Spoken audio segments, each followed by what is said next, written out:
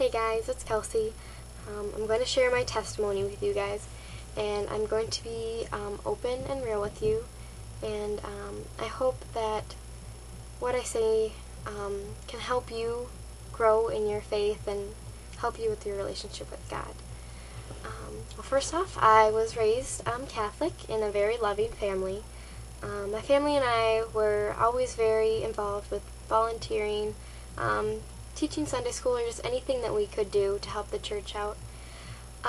It was my parents that instilled a very charitable attitude into me and taught me the importance of caring for others in the world. I'm incredibly thankful for their diligence to teach me this lesson because I believe that it's shaped me into the person who I am and how I want to live my life. I've always known who God and Jesus are, but I don't think I truly grasped or attempted to grasp the entire concept until about late elementary school. And a lot of people talk about one particular moment they were saved or born again, but I can't think of an exact moment.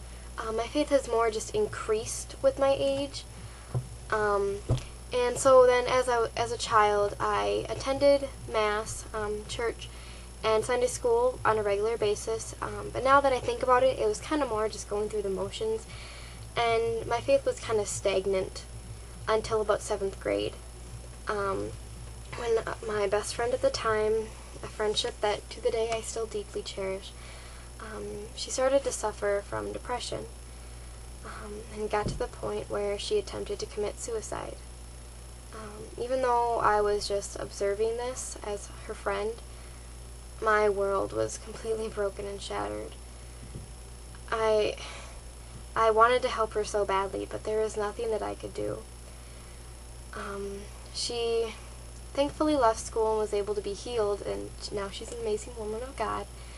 But it just rocked my faith, and I didn't understand why God, if there even was a God, would let this happen to her, and I just stopped believing in my Christian faith because I was just completely angry and frustrated. Through her healing, I just didn't believe, but I still went to church and Sunday school and received a lot of praise for being a little good Christian girl, but I started to slip from my former standards. I was constantly swearing, had a really negative outlook on life, bad attitude, and I didn't even care about school anymore. Instead, I began to find happiness in people, trying to please them, saying what they wanted to hear, wearing what they did, and trying to physically change myself. I was never exactly what you would call skinny, and it always bothered me to look at my reflection and see extra fat that I didn't think anyone else had. I became obsessed with my appearance, and after a few months I had found that I had become anorexic. It got to the point where I was always really dizzy and sick, and where a lot of my bones stuck out farther than they ever should. And then at that time, for some reason, and now I see that it was God, the sentence kept repeating in my head. The sentence of, I'm hurting myself, and by hurting my body, I'm hurting God. Through this pain, and this realization, I refound my Lord, and I wanted to live as such. But it was hard. I was used to my old ways, and I still struggle with the temptation to make my body better. But to fight my old urges, I surrendered myself in a Christian lifestyle.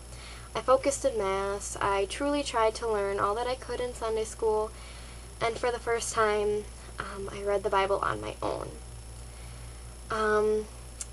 For the next few years, I struggled from time to time, beginning in high school, falling back in a negative attitude sometimes, looking to people for happiness and to relationships for my happiness.